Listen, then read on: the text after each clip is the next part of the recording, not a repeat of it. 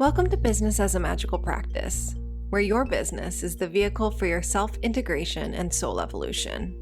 My name is Sam Garcia, and I'm the founder of Dirty Alchemy Digital Marketing. And I'll be guiding you through how you can use your business as a spiritual practice and what magical businesses are doing to hit their goals and change the world. Together, we'll be relating the mystical to the world of business so that our work can unite spirit and matter, shadow and light, conscious and unconscious. Let's dive in. Hi, I am Sam, and I help creative entrepreneurs to build out the team, the systems, and the marketing automations to do the work for them so that they get hours of time back every single week and they have ample time to do whatever they want while more and more money flows in. As I mentioned, today we are talking about your time and getting it back, and specifically 4 simple ways, straightforward ways to get 2 hours of time back on a daily basis. So let's dive in. Okay, so I am all for the journals and the dot journals and all the things. Like, I think they're lovely, and organization, so lovely. But what I find to be the most powerful way to actually get your time back is to stop doing the things that don't matter. So I know, it's an obvious one, right? And what happens a lot when we start our own business is we start to really fill up our time, especially if you come from a corporate background where you're trying to fill up 40 hours a week and your body and your system is just used to working 8 hours a day. We will just automatically fill that time with things, and we'll find more things to do in that time. Well, you don't have to. It's just like gas vapors filling up whatever space it is in. Any task, any project will just fill up whatever space we allow it to fill up. So first of all, very first thing we want to do is to delete. So if you are someone who's comfortable with numbers, the easiest way to do this is to actually just look at your metrics and be like, I spend 10 hours a week on Instagram, but I've never gotten a single client from Instagram. You might want to delete the entire task that is creating things for Instagram. Or let's say that you have a particular offer that only brings in $1,000 a month, and you have another offer that brings in $5,000 a month. Then just deleting that entire offer could be a way of getting significantly more time back, because you will just be focusing on this offer over here. So it can be simple things like, does my virtual assistant actually need to post on Instagram stories? Does that actually matter? How much time is that taking? How much am I paying them? Am I noticing that my client calls are going for 90 minutes when actually in the contract it's only supposed to be 60 minutes? Like, oh, well, let's delete that extra 30 minutes there. So you going through and actually assessing your time, how much time does different things take? Really, what time are you spending on things? And I use a free app called Toggle to track time. I've been using it for a decade now, harken back to my freelancer days when I actually had to track time for clients, and it's just a habit now. But if you want to spend a week actually tracking how much time you take on different tasks, it can be incredibly enlightening if you've never done it before, of how much time you spend on different things, whether that is social media, that's scrolling, that is client work, that is checking emails, whatever it is, and make the judgment call of like, what things could I actually delete here? So that's the first thing that we want to do you can get so much more time back just by deleting tasks that don't move the needle forward towards your goal. Okay, so our second way to get 2 hours back on a daily basis is a mindset work thing. Of you actually looking into and feeling into, do you feel guilty when you do things that are easy? I see this over and over again with clients, especially for people who are starting out, but it does happen again, even if you're scaling to multiple 6-7 figures. Do you feel guilty just doing the things that come naturally, that are in your sphere of genius? We will often try to make things harder for us just to justify a price. Like if you were increasing a price for something, you might notice like, oh, I'm actually making my life, I'm trying to make it harder to get that money, or I'm trying to spend more time doing something or do something that I don't like doing to subconsciously justify a price increase. So if you feel guilty just doing things that come easily for you, if you feel guilty charging money at all for things that come naturally to you, or increasing your prices for things to come easily for you, because newsflash, the things that come easily for you that are in your sphere of genius are actually what you're meant to be doing, right? That's literally what you're born to do on the earth, the things that are easy and make a big impact for people. So you digging into, what if I only did work that came easily to me and delegated out the rest? How much time would I actually have to work on a weekly basis? Because the work that you comes the most naturally to you, the work that you do better than everyone else, the work that everyone comes to you for, is the stuff that you should actually be charging the most for.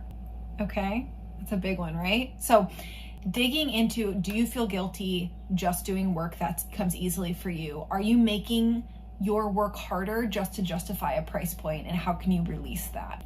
Okay, so the third way to get time back every single day is to know your rhythms. We are in a patriarchal culture. The workplace used to just be men. So the 40-hour work week was created for factory workers, which were 99% men, and wasn't created for women or creative people who are more cyclical and have more of a flow. And just from our hormone levels as women, if you are a woman or identify as a woman, from one week to another week, you probably have different energy levels. And by knowing your rhythms, which can include your hormonal rhythms, your time of the month, and when you're ovulating, is a way to actually get time back.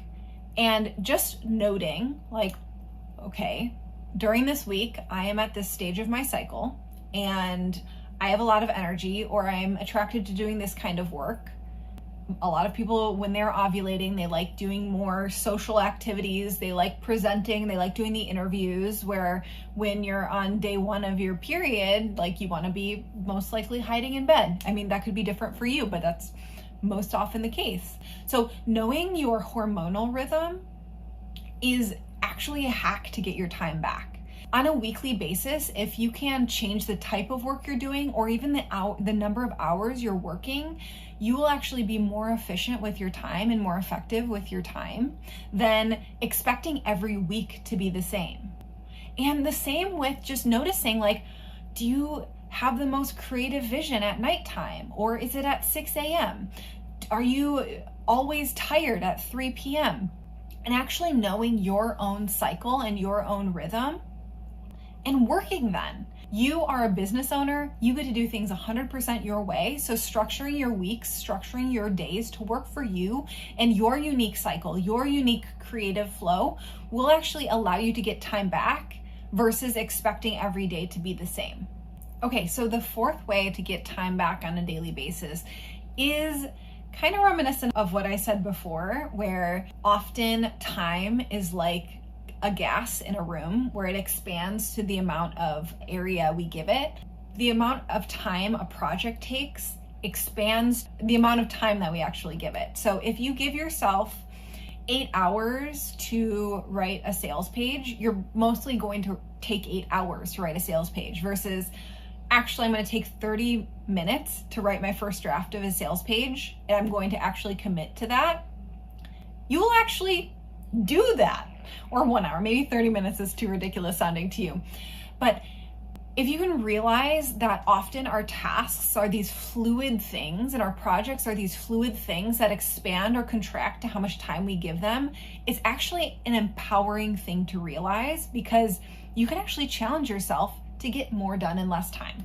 So the way to practically do this is, let's say, like, if you write out everything you have to do this week or everything you have to do today, and write little time limits on every single task.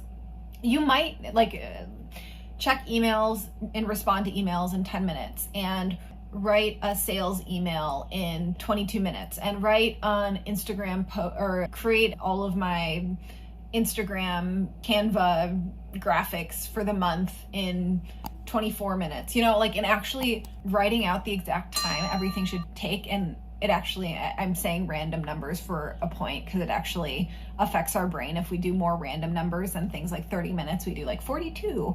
That's an aside. We can actually train ourselves to produce the amount of work in less time. And at the beginning, this can be a little stress-inducing. But over time, as we start trusting ourselves to create these things and being okay with imperfect work or things not having to be perfect or things just coming easily, we can actually rid ourselves of that perfectionism and get significantly more done in less time. And one technique that is kind of related to this, so bonus way for you, is there's a technique called the Pomodoro technique, Pomodoro, and it works with the idea that it was done by this study that looked at how university students studied and retained information of working for, I believe it is like 25 minutes on, 5 minutes off, 25 minutes on, 5 minutes off, and actually using a timer to say, like, I'm going to work on this for 25 minutes and then I'm going to take a 5-minute break. I'm going to work on this for 25 minutes and I'm going to take a 5-minute break. It actually, creating those little rest points in between allows your brain to relax and rest so that at the end of the day, you feel more rested and less burnt out. And also it forces you, if like you literally have a timer in front of you of like this, then the timer goes off, I'm done.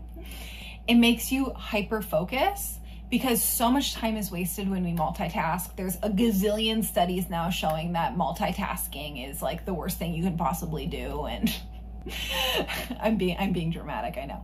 But actually makes it so that a task takes longer to complete, even though we feel like we're doing more because of context switching. So when you can focus on one task at a time, commit to the amount of time it takes, and challenge yourself to actually do it within that amount of time, you can get significantly more work done and get hours back on a weekly basis. Okay, so quick recap is first, delete. Always first delete. Delete, look at your time and delete the things that aren't actually moving the needle forward. Second is to dig into if you feel guilty around only doing the things that come naturally to you and are easy for you. The third is to learn your rhythms. What times of the month, what times of the day do you actually get the most done and you have the most energy for working? The fourth is the challenge to actually constrain the amount of time you allow for a task to take, because a task will expand or contract based on the amount of time you give for it.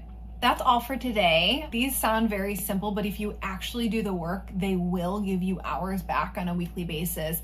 Let us know in the comments below if you've tried any of them, how they work for you. Maybe you might want to tell us which one you're going to try this week. And if you want to go deeper with this work, I invite you to sign up for my free masterclass, Creatrix.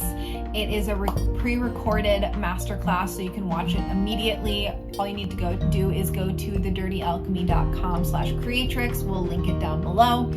And that is one simple shift that you can make to reclaim your time and dissolve the walls that are keeping you stuck in the day-to-day of your business, so that you can actually be having more of an impact in the world while having lots of spacious free time to birth that work into the world.